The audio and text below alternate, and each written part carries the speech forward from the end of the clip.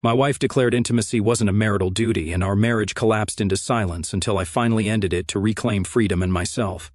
It was a silent meal, punctuated by the clinking of cutlery on plates. Lately, silence had become the third companion at our table, sitting with us like an unwelcome guest.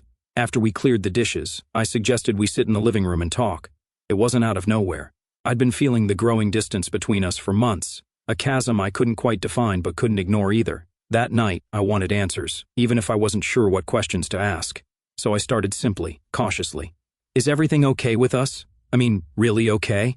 Her expression barely shifted, but something flickered in her eyes, something tired, perhaps even resentful. She leaned back on the couch, crossed her arms and sighed, as if summoning the energy to give me a response. Then she dropped the bombshell.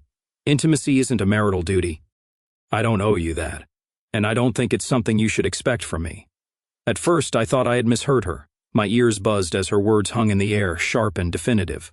I blinked a few times, trying to process what she had just said. "What do you mean by that?" I finally managed, my voice wavering. "I mean exactly what I said," she replied, her tone calm but cold. "Intimacy, physical or emotional, isn't something I feel obligated to give just because we're married. It doesn't work like that."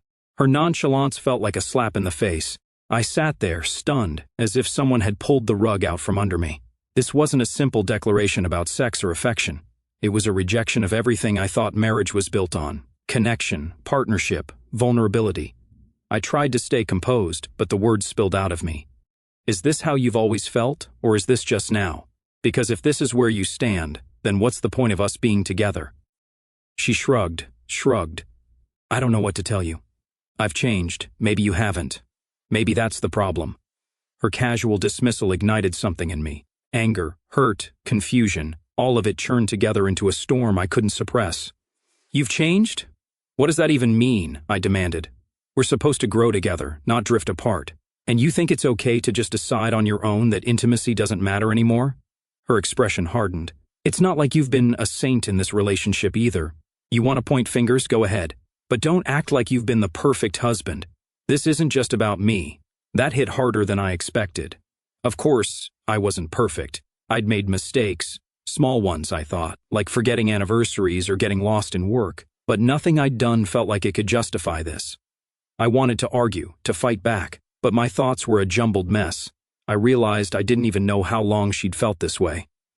How many nights had she gone to bed pretending everything was fine while secretly checking out of our marriage? How many times had I missed the signs? I sat there silent, grappling with the weight of her words. She didn't seem interested in filling the silence. Instead, she got up, muttered something about being tired, and walked upstairs, leaving me alone with my thoughts. I stayed on that couch for hours, replaying the conversation in my mind, dissecting every word, every shrug, every indifferent look. I couldn't escape the feeling that something fundamental between us had broken, perhaps irreparably. This wasn't just about intimacy. It was about what we owed each other as partners, about what it meant to share a life. And if she truly believed she owed me nothing, no connection, no effort, no vulnerability, then what were we even doing? That night, sleep didn't come easily. I lay awake, staring at the ceiling, wondering if this was the moment our marriage had truly ended. The next morning, I sat at the kitchen table, nursing a cup of coffee that had long gone cold. The night had offered no clarity, only more questions. I knew I couldn't let things sit as they were. If her words from the night before were true, if she genuinely believed intimacy and connection were optional, I needed to know how deep that belief ran. Was this her truth, or was it just a wall she'd built to protect something else? She came downstairs around mid-morning, looking calm, even indifferent, as if the bomb she had dropped the night before had no lingering effects on her. That, more than anything, enraged me. How could she be so unaffected? "We need to talk," I said, my voice steady but firm. She sighed, her shoulders dropping as she grabbed a glass of water and leaned against the counter. "I figured you'd say that. Fine. Talk." I didn't want to explode. I wanted answers. I took a deep breath. "What you said last night, was that really how you feel? That intimacy isn't part of marriage? That you don't owe me, or this relationship, that effort?" She set the glass down and folded her arms, her gaze unwavering. "I meant what I said. I don't think it's something that should be expected like a duty, and honestly, I feel like it's all you've been focused on lately. It's exhausting." "Exhausting?" I repeated, incredulous. "You're telling me that trying to connect with my own wife is exhausting? Do you even hear yourself right now?" Her expression shifted slightly, her lips tightening. "You don't get it. You think this is just about sex, but it's not. It's about how I feel in this marriage. You want intimacy, but what have you done to create it? You think showing up and saying a few nice things every now and then is enough? It's not. Her words hit me like a punch to the gut. For a moment, I didn't know how to respond. So what? You're saying this is my fault? That I'm the reason you've decided to shut me out? I'm saying it's not as simple as you think, she shot back. You don't listen. You don't notice when I'm struggling. And now you want to turn this into some moral debate about marital obligations? Like you're entitled to something from me? The anger I'd been trying to suppress finally broke through. You want to talk about entitlement? What about the fact that I've been here, trying, while you've been checked out for who knows how long? How is that fair? She didn't flinch. Fair? Life isn't fair, and neither is marriage. Maybe I should have spoken up sooner, but honestly, I didn't think it would make a difference. Those words stung more than anything else. She didn't think it would make a difference. What did that say about how she saw me, how she saw us? Why didn't you tell me? I demanded, my voice rising. Why didn't you say something before it got to this point? Did you ever think about what this would do to me, to us? She looked away, her jaw tightening. Maybe I didn't know how, or maybe I was scared. But the truth is, I don't think we've been happy for a long time. I've just been the one brave enough to admit it. Her words hung in the air, heavy and suffocating. I wanted to argue, to fight back, to list all the ways I had tried to make things work. But a small, painful part of me wondered if she was right. Had I been blind to her unhappiness? Had I ignored the signs because it was easier than facing the truth? I don't know where we go from here, I said finally, my voice quieter now. But I can't keep pretending this is normal, that this is okay. She nodded, almost as if she'd been expecting that.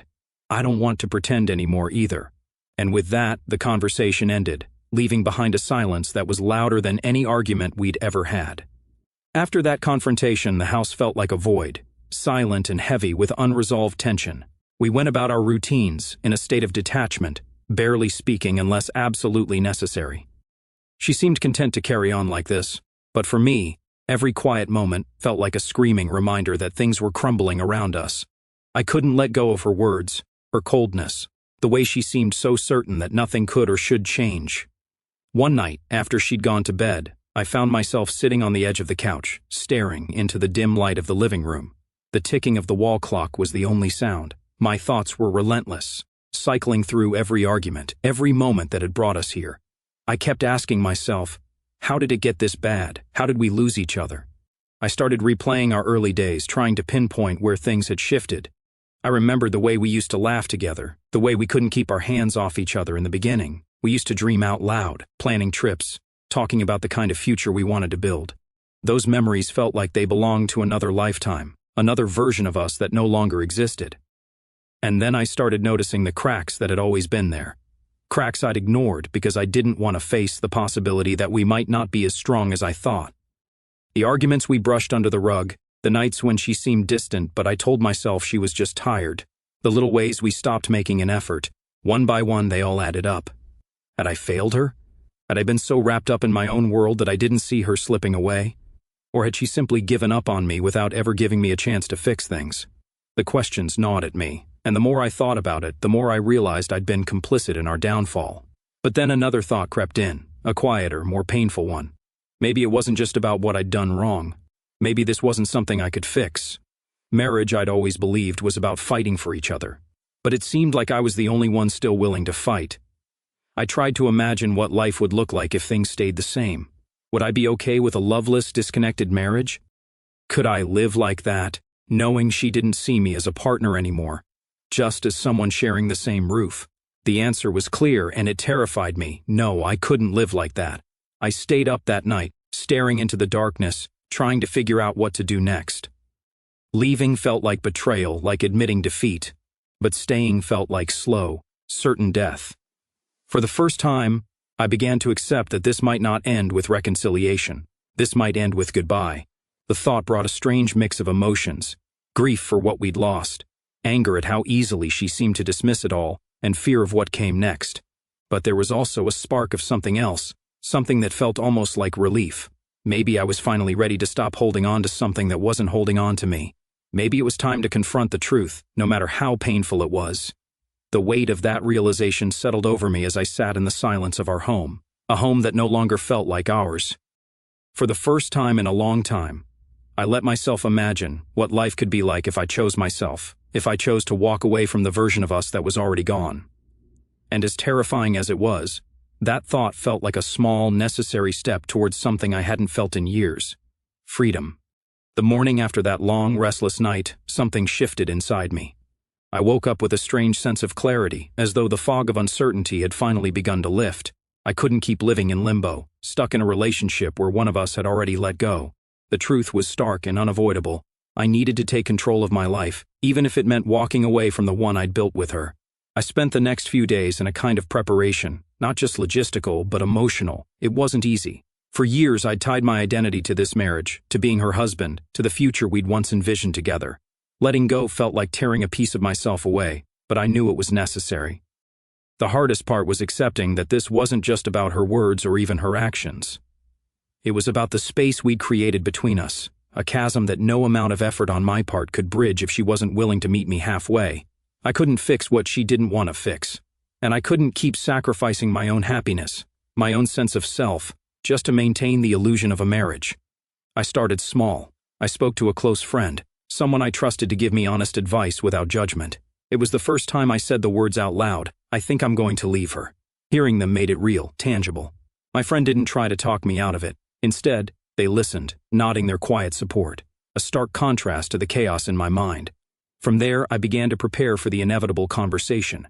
I rehearsed it in my head, imagining every possible reaction she might have: anger, tears, indifference. I thought about what I would say, how I would frame my decision, not as an attack on her, but as a necessary step for both of us to find what we truly needed. As the days passed, I also took practical steps. I began looking into apartments, knowing that I'd need a place to go if, or when, I left. I started organizing my personal belongings, sorting through years of shared memories with a bittersweet ache.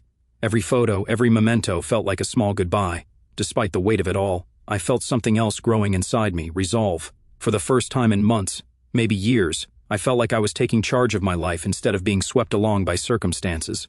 Finally, the moment came. It was a Sunday evening, and she was sitting on the couch, scrolling through her phone, her expression unreadable. I sat down across from her, my heart pounding but my voice steady. "We need to talk," I said, echoing the words I'd used before. Only this time there was no hesitation, no uncertainty. She put her phone down and looked at me, her face calm, almost expectant. "Okay," she said. I took a deep breath and began. "I've been doing a lot of thinking about us, about where we are and where we're going, and I've realized something. I can't keep living like this. I can't keep pretending that this is enough for either of us." Her brow furrowed slightly, but she didn't interrupt. I pressed on. "I love you, I always have. But love isn't enough if there's no connection, no effort, no partnership. And I think we both know that's been missing for a long time. I've tried to hold on, to fight for this, but I can't do it alone. And I don't think you want to fight for it either." Her eyes flickered with something. Anger? Sadness? I couldn't tell. "So what are you saying?" "I'm saying I think it's time for us to end this," I said, my voice firm despite the lump in my throat. "We're not happy, and I don't think we can make each other happy anymore. Staying together is only making it worse." For a moment, she just stared at me, her expression unreadable. Then, slowly, she nodded. "I guess I've been waiting for you to say it," she said softly, "because I didn't know how." Her words hit me like a punch to the chest, but there was also a strange sense of relief in them. We both knew this was the end, and for the first time in a long time, we were on the same page. The conversation didn't last long after that. There were no dramatic outbursts, no attempts to change each other's minds, just a quiet, mutual understanding that our journey together had reached its conclusion. When it was over, I felt a strange mix of emotions: grief, relief, and an overwhelming sense of finality. But above all, I felt certain that I'd made the right choice, even if it was the hardest one I'd ever had to make. The days following our conversation were surreal, a mix of the mundane and the monumental. For the first time in years, I felt untethered, as though I was standing at the edge of a cliff, staring into the unknown. We agreed to take things slowly, to figure out the logistics without rushing into chaos. But even with that mutual understanding, the house felt heavier, every shared space charged with the knowledge that it would soon cease to be ours. The first big step came when I found an apartment. It was small, a stark contrast to the home we had built together, but it felt right. It was mine. Signing the lease was a strange experience, a mix of empowerment and heartbreak. I wasn't just signing for a new place to live, I was signing off on the life we'd shared. Packing was the hardest part. Every object I picked up seemed to carry a memory. The coffee mugs we'd bought on a whim during a weekend trip, the framed photo from our wedding, the blanket we used to cuddle under during movie nights back when we still touched each other without hesitation. I had to make deliberate choices about what to take and what to leave behind. With every box I packed, I felt like I was dismantling the life we'd built together, piece by piece. One evening, as I was sorting through a pile of books, she walked into the room. She had been giving me space, not out of kindness but because neither of us knew what to say anymore, but that night she sat down across from me, her face soft, almost vulnerable. "Are you sure this is what you want?" she asked quietly. I looked at her, surprised by the question. For a moment I hesitated, not because I doubted my decision, but because I could see the pain in her eyes, a flicker of regret that hadn't been there before. "I don't think it's about what I want anymore," I said finally. "It's about what we need, and I think we both know this is the only way." She nodded, her gaze dropping to the floor. "I wish it didn't have to be like this." "Me too," I said, and I meant it. But wishing didn't change the reality. The next few days passed in a blur of logistics, dividing furniture, discussing finances, untangling the threads of our shared lives.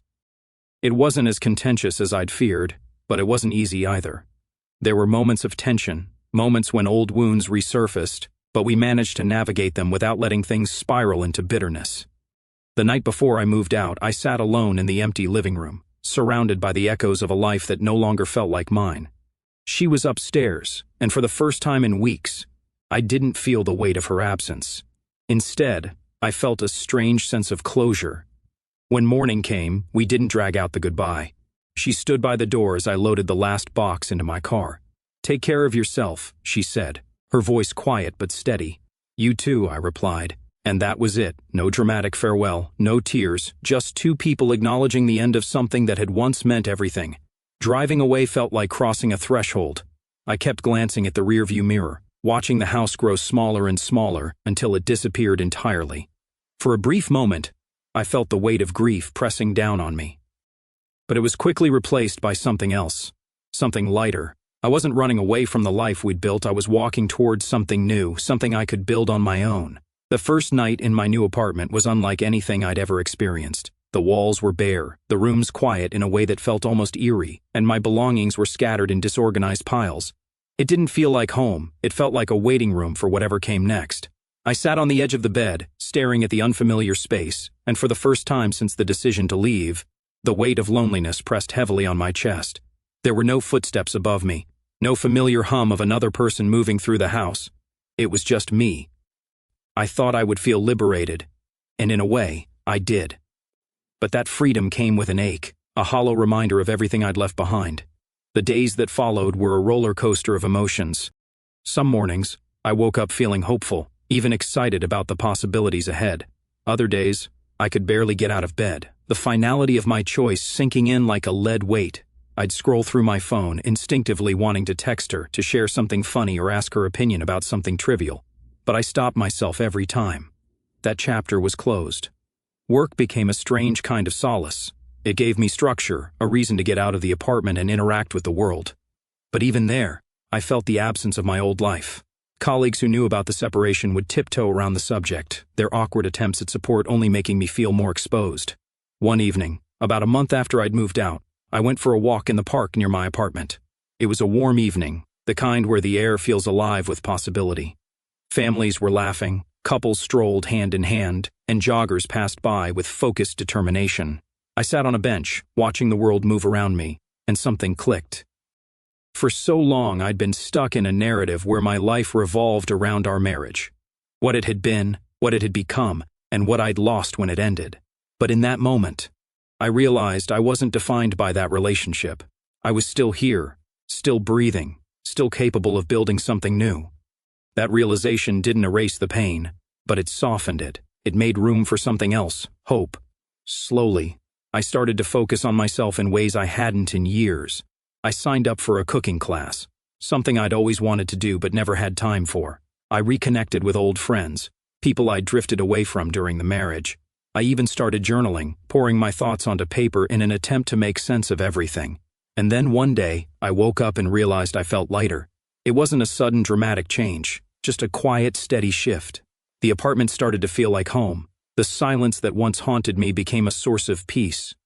One evening, while unpacking a box I'd ignored for weeks, I found an old photo of us. It was from the early days, when everything felt effortless and full of promise. I stared at it for a long time, remembering who we were back then and who we became. I didn't feel anger or regret, just gratitude for the good moments we'd shared. That's when I knew I was ready to truly let go, not just of her, but of the version of myself that had been tied to that marriage. I wasn't the same person anymore, and that was okay. The future still felt uncertain, but for the first time in a long time it also felt open. I didn't know exactly where I was headed, but I knew one thing for sure: I was moving forward, step by step, into a life that was entirely my own. As I sit in my new apartment, the hum of the city outside my window feels like a distant pulse, both grounding and disorienting. The past few months have been a storm of change, and though I've crossed the threshold into a new life, the emotions linger, swirling like leaves caught in an autumn wind. This isn't just about leaving a marriage or reclaiming my independence. It's about navigating the raw, messy layers of what it means to lose something you thought defined you and to find yourself in the wreckage. Let me try to unravel the tangle of feelings that have carried me here, not just to make sense of it for you, but to anchor myself in this new reality. The first emotion that hits me, even now, is grief. It's not loud or dramatic, but a quiet ache that surfaces in unexpected moments, like when I unpack a box and find a forgotten trinket from our early years together. I grieve the version of us that laughed over late-night pizza, that planned a future with unshakable certainty. I grieve the man I was, so sure that love and effort could conquer anything. The loss of that naivety stings as much as the loss of her. There are nights when I lie awake, wondering if I could have done something differently, listened better, noticed sooner, fought harder. That grief is heavy, like a stone in my chest, but it's also a reminder of what I valued. It tells me I cared deeply, and there's a strange comfort in that. Anger comes in waves, less consuming now but still sharp. It's not the fiery rage I felt when she dismissed our marriage with a shrug, but a quieter burn, rooted in betrayal. Her words, "Intimacy isn't a marital duty," cut deeper than I can explain. They weren't just a rejection of me, they were a dismissal of everything I thought we were building. The anger flares when I think of how easily she checked out, how she let our connection erode without a word. It's not just her I'm angry at, though. I'm angry at myself for missing the signs, for believing in a partnership that was already half gone. But this anger isn't destructive anymore. It's become a catalyst, pushing me to set boundaries, to demand respect, not just from others, but from myself. Then there's the loneliness, a companion I didn't expect to feel so keenly. In the quiet of my apartment, with no one to share the small victories or mundane frustrations, I feel the weight of solitude. It's not just the absence of her, but the absence of the rhythm we had. Flawed as it was, I miss the sound of another person's presence, the way even a silent room felt alive with someone else's breath. Loneliness creeps in when I eat dinner alone or when I see couples in the park, their hands intertwined in a way that feels like a distant memory. But I've learned to sit with it, to let it teach me resilience. I've started filling the silence with new sounds, music I never used to listen to, conversations with friends I hadn't realized I'd drifted from, the scratch of my pen as I journal my thoughts. Relief, though, is the undercurrent that surprises me most.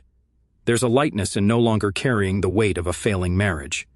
For years, I walked on eggshells, sensing her distance but afraid to name it. Now, that fear is gone. I'm free from the pretense, from the exhausting dance of trying to fix something she didn't want to repair. This relief shows up in small ways. The first morning I woke up without dread, the moment I realized I could make decisions without second-guessing her approval. It's not joy, not yet, but a quiet freedom that feels like breathing after being underwater for too long. There's also a flicker of hope, fragile but growing. Hope that this isn't the end of my story, but a pivot to something better. I've started to see possibilities where I once saw only endings. Maybe I'll find love again, not the naive kind of my youth, but something deeper, built on mutual respect. Maybe I'll rebuild a life that feels authentic, not defined by someone else's expectations. This hope is what gets me out of bed on the hard days, what pushes me to sign up for that cooking class, to say yes to a coffee with a new friend. It's a belief that pain isn't the final word. Guilt lingers too, though it's softer now. I question whether I was too quick to walk away, whether I should have tried harder to bridge the gap. Was I selfish for choosing myself? But then I remember her words, her indifference, and I know I couldn't have stayed without losing more of who I am. The guilt is less about her now and more about the life we planned, the one that included dreams we never got to chase. I feel guilty for letting those dreams die, even if I know they were already fading. Empowerment has been the unexpected gift of this ordeal. Making the decision to leave, to start over, was terrifying, but it showed me my own strength. I've learned to trust my instincts, to navigate the world on my terms. Every step, signing the lease, unpacking my new space, even writing these words, feels like a declaration of agency. I'm not just surviving, I'm building something new. That empowerment carries me through the moments of doubt, reminding me that I'm capable of more than I ever gave myself credit for. And finally, there's acceptance, a calm that settles over me like dusk. I've accepted that our marriage wasn't what I thought it was, that we both played a role in its unraveling. I've accepted that love isn't enough without effort, that sometimes walking away is the bravest choice. This acceptance doesn't erase the pain, but it gives me permission to move forward. It lets me see the past not as a failure, but as a chapter that taught me who I am. These emotions, grief, anger, loneliness, relief, hope, guilt, empowerment, acceptance, aren't linear. They overlap, collide, and sometimes coexist in the same breath. But they've shaped me into someone new, someone who knows the cost of love and the value of self-respect. I'm not healed, not completely, but I'm whole. And as I sit here, looking out at a city that doesn't yet know my story, I feel ready to write the next chapter, one where I'm the author, not the footnote.